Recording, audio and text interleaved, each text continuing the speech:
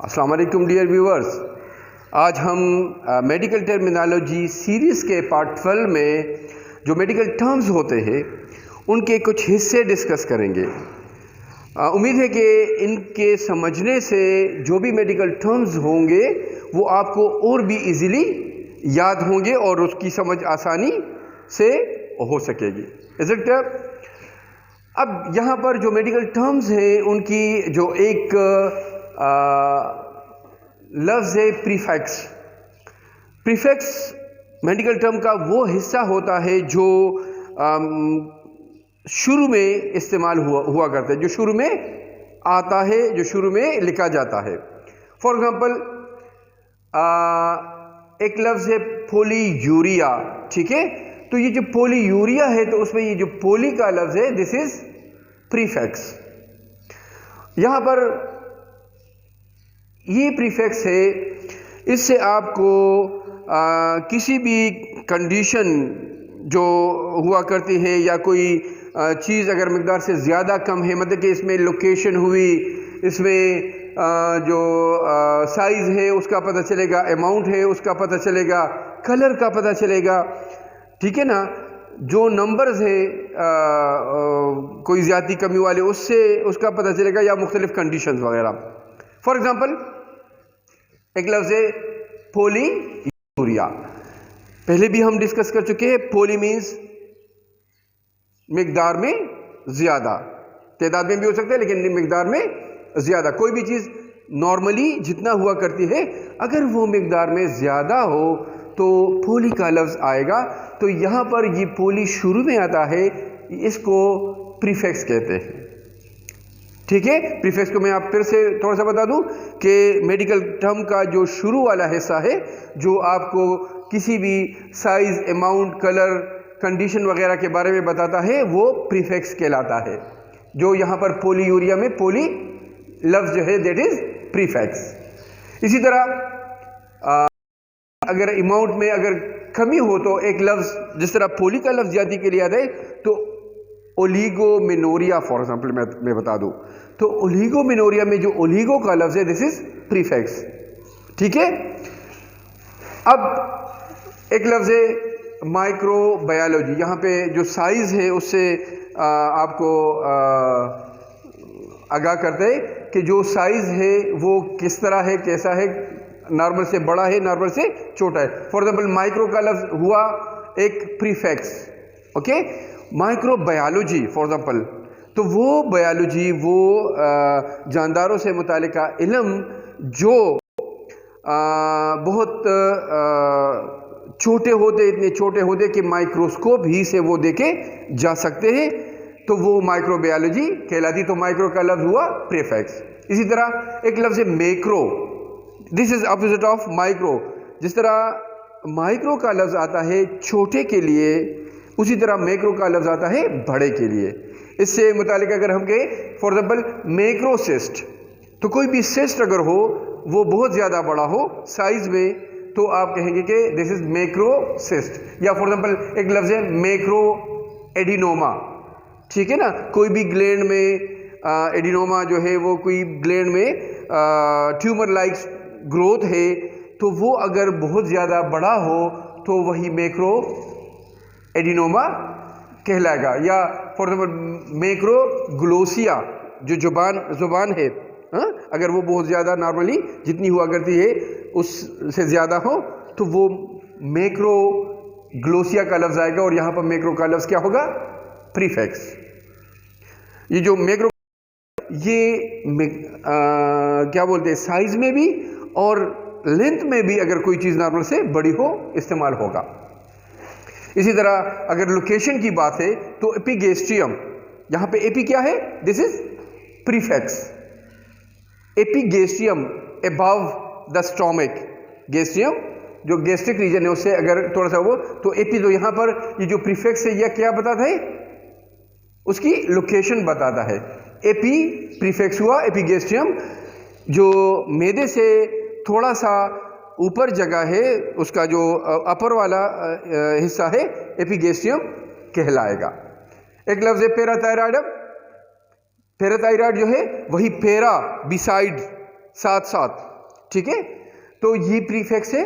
Parathyroid से मुराद ये कि जो थायराइड के साथ जो स्ट्रक्चर है पैराथायराइड, ठीक है।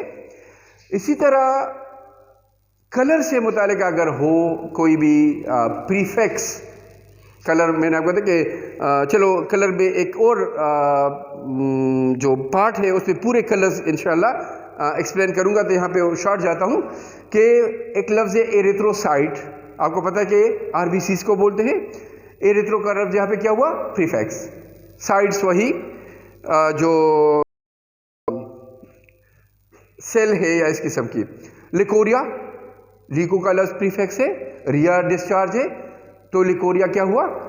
जो वाइटिश डिस्चार्ज जो फीमेल में यूट्रस से हुआ करती है लिकोरिया कहलाता है।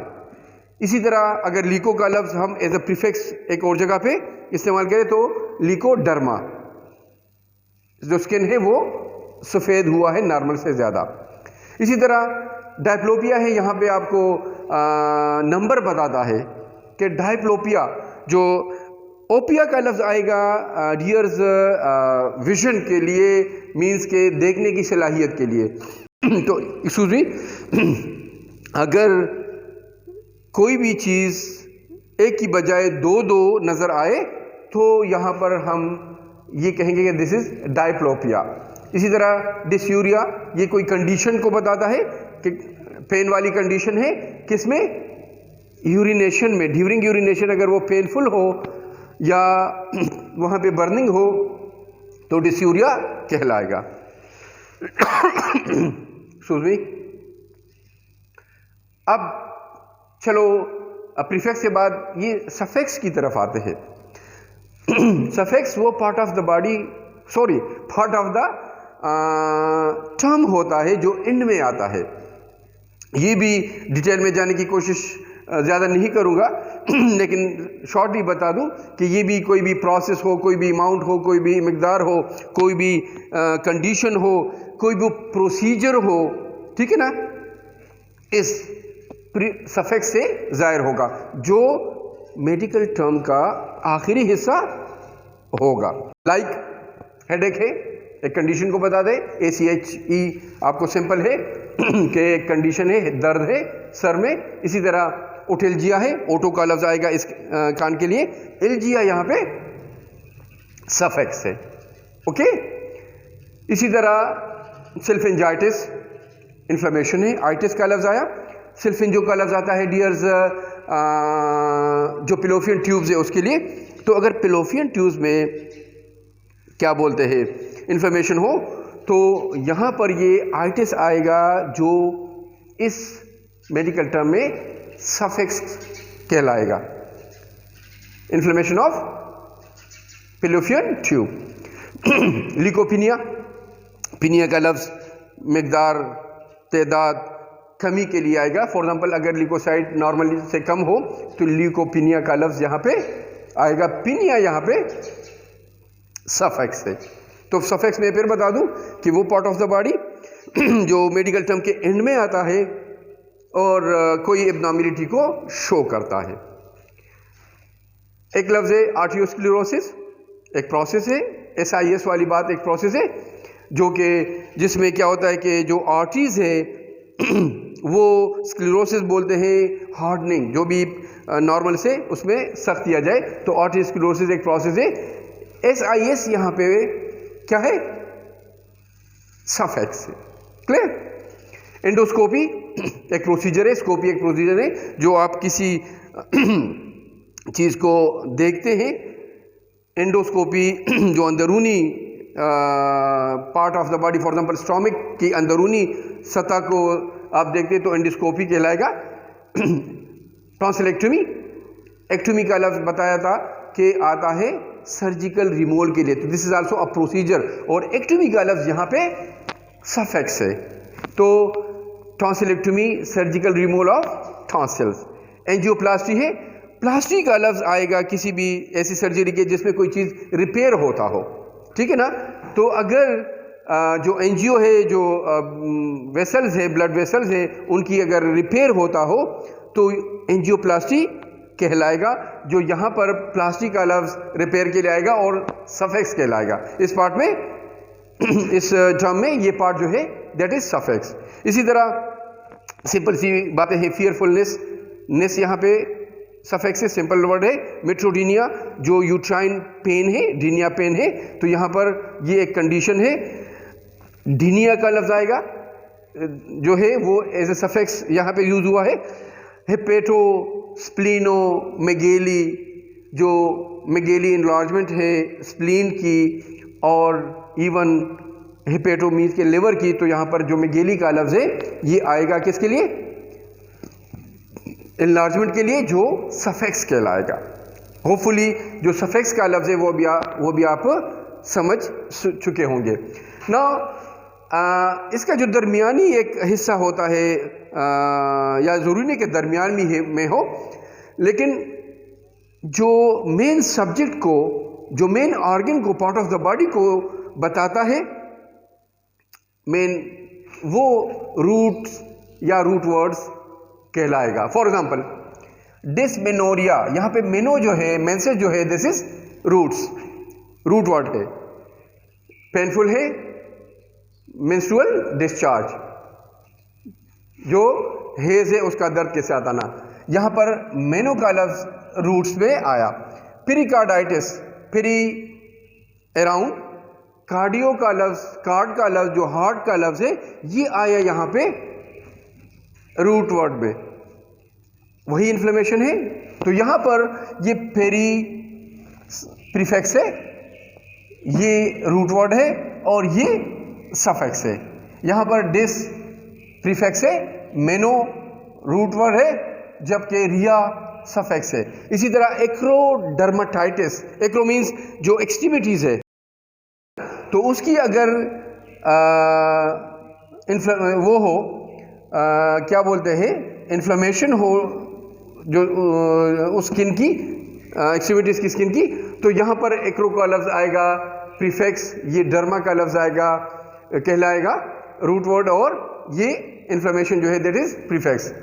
इसी तरह ये टेकिकार्डिया है, कार्डिया का लफ्ज अब एंड पे आया है, लेकिन एंड वाला है, लेकिन ये चूंकि ऑर्गन है तो ये एंड यहाँ पर सफिक्स नहीं कहलाएगा बल्कि रूट वर्ड ही है। ये सफिक्स, सॉरी ये प्रीफिक्स है और ये रूट वर्ड आया।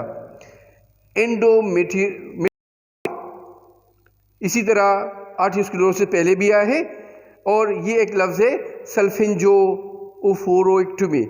तो यहाँ पर जो एक्टोमी है सर्जिकल रिमूवल है पेलोपियन ट्यूब की और ओवरी की। यहाँ पर एक और बात बता दूं, जिस तरह यहाँ पे ये ओ है या आई आता है या ये ओ है, इस मेडिकल टर्म में जो एक और पार्ट है वो कहलाएगा कंबाइनिंग वॉवल। तो डियर्स, जो कंबाइनिंग वॉवल है वो दो लफ्ज़ों को बनाने के लिए आई या ओ या इस तरह कोई लफ्ज़ आता है, तो वो भी आपके जहन में होनी चाहिए कि वो कंबाइनिंग वॉवल कहलाता है।